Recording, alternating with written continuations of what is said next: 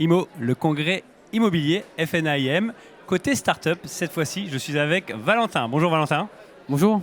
Valentin Turquin, tu es donc responsable développement commercial pour la société, la start-up créée en 2019, Finovox.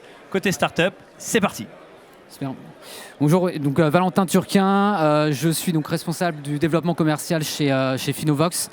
Finovox, concrètement, on est un éditeur de logiciels français qui a été créé en 2019 et qui lutte contre la fraude documentaire.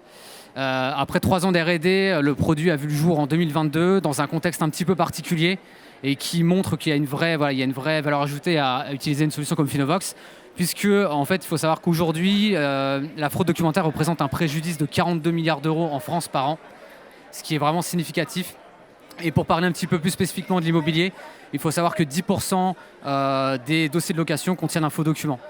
Donc ouais, il y a un vrai impact à ce niveau-là et ça s'explique par différentes choses. La première, ça va être une surdigitalisation, surnumérisation des process en entreprise, ce qui va rendre en fait aux fraudeurs cette sensation d'impunité finalement, donc ce qui va faciliter l'envie finalement de frauder.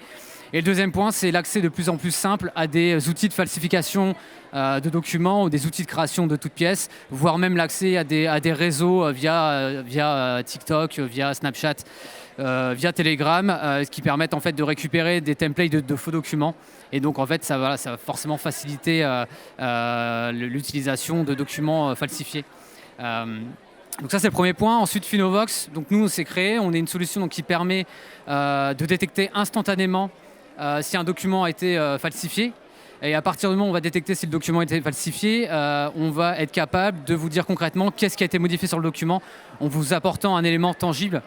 Et là où on a une approche innovante, c'est qu'on permet en fait d'être applicable à 100% des documents et pas uniquement les documents normés, de par notre approche qui va à la fois viser à faire des analyses de cohérence au sein du document en interrogeant des bases de données externes et également en fait en faisant une analyse sur la partie sur le plan informatique, en faisant des contrôles sur la partie métadonnées, voir s'il y a des modifications, des altérations visuelles au niveau des pixels, au niveau des alignements de police, etc.